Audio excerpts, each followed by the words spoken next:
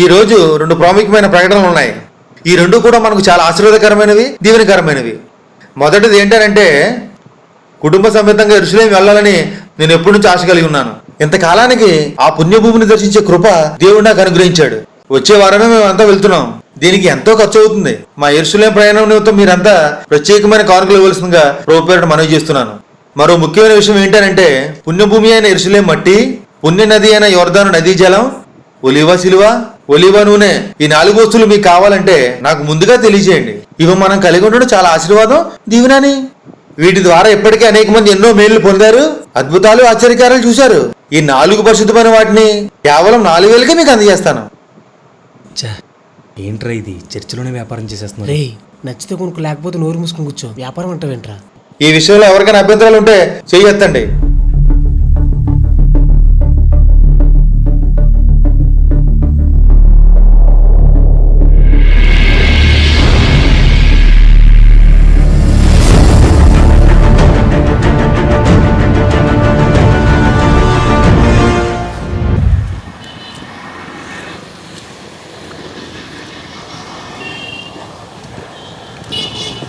రే Moses, అలా ఉండకరా. పోరా, ఏం జరగకూడదు అనుకున్నాను అదే జరిగింది. నువ్వు కంగారు పడకరా, అదేం జరగదు. ఇంకేం జరగలరా? అయిపోయింది, మొత్తం అయిపోయింది. ఛే, ఒక పక్క మమ్మల్ని చర్చ నుండి బయటికి గెంటేస్తారేమో అని మా అమ్మ భయంతో ఏడుపు. అయ్యో అయ్యో ఏంట్రా అయ్యో? అందరూ సైలెంట్ ఉంటే పెద్ద పోటీగా నువ్వెందుకు చేయొద్దు? 15 సంవత్సరాల నుండి పాస్టర్ గారి ఇంట్లో సొంత మనుషులే తిరిగాను. మొత్తం నాశనం చేసావురా. రే, అలాంటిది ఏం జరగదురా. నీకేం తెలుసురా? కన్ఫామ్గా నన్ను బయటికి గెంటేస్తారు. చర్చి మారడం వ్యభిచారంతో సమానమని పాస్టర్ గారు చాలాసార్లు చెప్పారు. నువ్వు ఎలాగూ అదే. ఇప్పుడు నన్ను కూడా అలాగే అయిపోయేలా చేసేస్తున్నావు. రే, చర్చి మారడం పాపమని కానీ వ్యభిచారం అని కానీ బైబిల్ చెప్పడం లేదురా. తమ చర్చి నుండి వేరొక చర్చికి వెళ్లకుండా ఉంటారని కొందరు పాస్టర్లు అలా చెప్తారురా. అది నిజం కాదు. తమ చర్చి నుండి బయటకు పోతే వ్యభిచారం అంటారు. వేరొక చర్చి నుండి తమ చర్చికి వస్తే మాత్రం బట్టలు పెట్టి మరీ ఆహ్వానిస్తారు. వేల కోరువులు వాళ్ళ కోరువులు ఉంటుందా? బాబు, నీ లాజిక్లకో నమస్కారం. నువ్వు ఈవినింగ్ రావద్దు. అక్కడ కూడా ఎలా మాట్లాడితే తన్ని తరిమేస్తారు. నేనే వెళ్తాను, కాళ్ళ వేళ్ళ పడి బ్రతిమలాడతాను. నిన్ను చర్చిలో ఉంచమని అడుగుతాను. ఒరే, నేను చెప్పేది వినప్పుడు మాట్లాడరా. అప్పుడు నువ్వేం చెప్పినా వింటాను.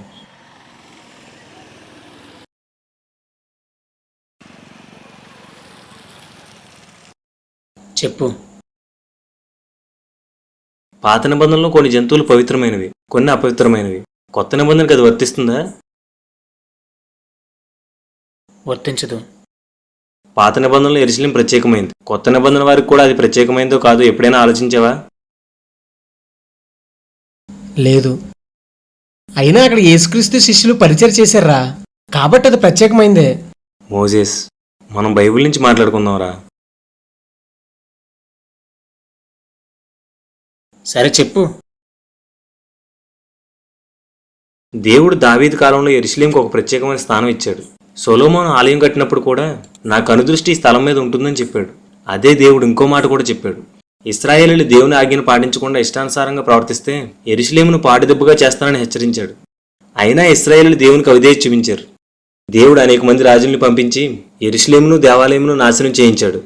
ఆ తర్వాత దేవుని మహాకృప వలన ఎజ్రా నెహమ్యా కాలంలో యెరూషలేము దేవాలయము తిరిగి కట్టబడ్డాయి. ఇశ్రాయేలీయులు యథావిధిగా దేవునికి మళ్ళీ అవిధేయత చూపించారు. ఆ తర్వాత క్రీస్తు ఈ లోకానికి వచ్చాడు. ఇశ్రాయేలీయులు యేసుని మెస్సీగా అంగీకరించలేదు. ఎంత బోధించినా లోబడలేదు. మరొకసారి యెరూషలేము దేవాలయము శపించబడ్డాయి. యెరూషలేమా, యెరూషలేమా, ప్రవక్తలను చంపుదానా, నీ ఇల్లు విడవబడి ఉన్నది. దేవాలయమా, రాతి మీద రాయి ఒకటి కూడా ఉండకుండానట్లు నీవు పరద్రోయబడదు. ప్రభు పేరిట వచ్చేవాడు స్తుతించబడును గాక అని చెప్పే వరకు మీరు నన్ను చూడరు అని ప్రభు యెరూషలేమును శపించాడు. ఇది జరిగిన 30 సంవత్సరాలకి, అంటే క్రీస్తు శకం 60లో దేవాలయం కూల్చబడింది. యెరూషలేము నుంచి యూదులు తరంబడ్డారు. యెరూషలేము అన్ని జనులు హస్తగతమైంది. ఆ తర్వాత కాలంలో కొంత భాగాన్ని ముస్లింలు కూడా ఆక్రమించుకున్నారు. ఇప్పటికీ యూదులు యేసుక్రీస్తుని అంగీకరించలేదు.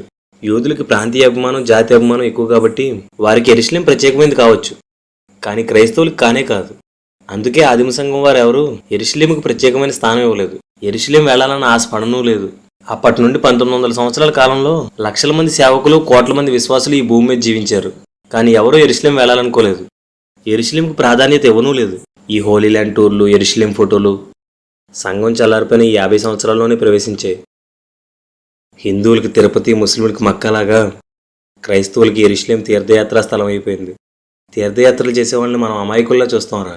కానీ మనం మాత్రం లక్షలు ఖర్చు పెట్టి, రోజులకు రోజులు ఖర్చు పెట్టి తీర్థయాత్రలు చేసి వస్తున్నాం. వాళ్ళ అమాయకులో కాదో తెలియదు కానీ మనం మాత్రం అజ్ఞానంలోరా. నేలకి నీటికి మహిమ ఉందనుకునే వారిని మనం విగ్రహారాధికులు అంటాంరా. మనం కూడా యెరూషలేంకి, యోర్దాను నదికి మహిమ ఉందంటున్నాం. మనం విగ్రహారాధికులం కాదంటావా? క్రీస్తు ఆయన అడుగుజాడలో నడవమని చెప్తే ఆయన జీవించినట్లు జీవించడానికి ప్రయత్నించడం లేదు, కానీ ఆయన అడుగులు వేసిన యెరూషలేంకు మాత్రం పరిగెడుతున్నారు. క్రీస్తు మన బాధ్యతని సిలువను మోస్తూ ఆయన వెంబడించమని చెప్తే ఒలీవ సిలువలు తెచ్చుకుని ఇంట్లో పెట్టుకుంటున్నారు. పాపం విషయంలో మరణించి దానికి గుర్తుగా నీటిలో మునగమంటే యోర్దాను నదిలో ములిగేసి పవిత్రమైపోయామంటున్నారు. ఫలం లేకపోవడం వల్ల శపించబడిన అంజూరపు చెట్ల కాక ఆత్మఫలం కలిగి ఉండమని బైబిల్ చెప్తుంటే అంజూరపు పళ్ళు తెచ్చుకుంది అంటున్నారు. ఏంట్రా ఇదంతా? దీని అతి జ్ఞానం అందామా, అజ్ఞానం అందామా? పరలోకం వెళ్లాలని ఆశ వదిలేసి యెరూషలేం వెళ్లాలని ఆశపడుతున్నారు. మార్గంలో ఉన్నామని చెప్పుకుంటూ మతస్థులా ప్రవర్తిస్తున్నావురా. క్రీస్తు మనలో నివసించాలని మన హృదయం అనేది తలుపుని తెరుతుంటే ఆయన్ని బయటే వదిలేసి క్రీస్తు ఎప్పుడో నివసించిన యెరూషలేంకు పోతున్నారు. అది పరిశుద్ధ భూమంట. అయినా మట్టికి పరిశుద్ధత ఏంట్రా? మనకున్న ఈ అజ్ఞానాన్ని ఆసరాగా తీసుకునే కడుపునే దేవుడిగా భావించే కొందరు వ్యాపారం మొదలుపెట్టారు. యెరూషలేం మట్టి అమ్ముకుంటున్నారు, యోర్దాను నీళ్లు అమ్ముకుంటున్నారు, ఒలివ నూనెలు అమ్ముకుంటున్నారు, ఒలివ సిలువలు అమ్ముకుంటున్నారు. అమ్ముకునేవాడిని వ్యాపారస్తుడు అనొచ్చురా, కానీ కొనుక్కునేవాడిని ఏమనాలో అర్థం కావట్లేదు. యెరూషలేం వెళ్తేనే బైబిల్ బాగా అర్థమవుతుందంటారు ఒకరు. యెరూషలేం వెళ్ళని వారిలో ట్రాన్స్లేటర్లు, వ్యాఖ్యానాలు రాసిన వాళ్ళు, గొప్ప గొప్ప ప్రసంగికులు ఉన్నారు. వాళ్ళెవరికి బైబిల్ సరిగ్గా అర్థం కాలేదంటావా? నాతో రండి, నేనే దగ్గరుండి ఎక్స్ప్లెయిన్ చేస్తానంటారు ఇంకొకరు. నాతో వచ్చే అవకాశాన్ని సద్వినియోగం చేసుకున్నట్టు అడ్వర్టైజ్మెంట్లు చేసుకోవడానికి వీళ్ళేమైనా సెలబ్రిటీలు ఏంట్రా? కళ్ళారా చూసి బైబిల్లో రాయబడిన నిజాలను తెలుసుకుని విశ్వాసంలో బలపడనంటారు ఇంకొకరు. అయినా చూసి నమ్మడం ఏంట్రా? అదేం విశ్వాసం? దేవుని పేరు అడ్డు పెట్టుకుని విశ్వాసుల అమాయకత్వంతో వ్యాపారం చేస్తున్నారా. మనుషుల విశ్వాసం దేవుడి నుంచి తొలగిపోయి మట్టి మీదకి, నూనె మీదకి, నీటి మీదకి వెళ్ళిపోయి అవిశ్వాసులు అయిపోతున్నారా. చూస్తూ ఊరుకోలేక, ఏమీ చేయలేక ఏడుపు వస్తుందిరా. ఇదేం వ్యాపారం అని అమ్మేవాడిని నిలదీయాలనుంది, ఇదేం అజ్ఞానం అని కొనేవాడిని నిలదీయాలనుంది, కానీ ఏమీ చేయలేక చేతకాని వాళ్ళలో కూర్చున్నానురా. యెరూషలేం వెళ్ళొచ్చురా, సువార్త చేయడానికి వెళ్ళొచ్చు, సరదాకి వెళ్ళకూడదు. యెరూషలేంను ఒక పుణ్యభూమిగా, యోర్దాను ఒక పుణ్యనదిగా భావించడం మాత్రం అజ్ఞానం, అవిశ్వాసం కూడారా. సమయం ఉంటే సువార్త అందని ప్రాంతాలు ఎన్నో ఉన్నాయి. అక్కడికి వెళ్ళి సువార్త ప్రకటిస్తే అది సంఘానికి ఉపయోగం. డబ్బుంటే కాలినడకను సువార్త చేసేవాళ్ళు, పూరుగుడిసెల్లో ఆరాధించే వాళ్ళు చాలామంది ఉన్నారు. వాళ్ళకి దాన్ని అందజేస్తే సంఘానికి ఉపయోగం.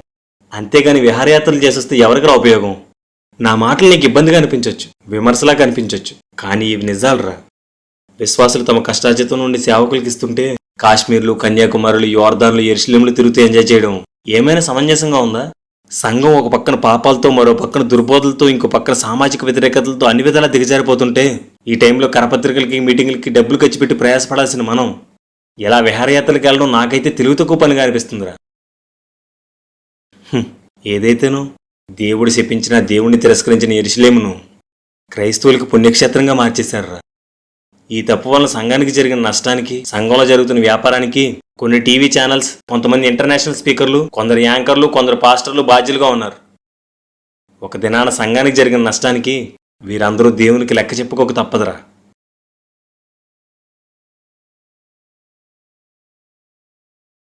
ఏంట్రీ ఇదంతా?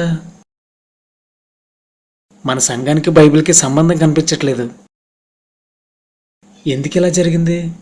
బాధ్యత రాహిత్యంరా. మన సంఘంలో సేవకునికి కానీ, పెద్దలకు కానీ, విశ్వాసులకు కానీ ఎవరికీ బాధ్యత లేదు. అందుకే ఇలా జరిగింది. అన్ని సంఘాలు ఇలా లేవురా, కానీ చాలా సంఘాలు మాత్రం ఇలానే ఉన్నాయి.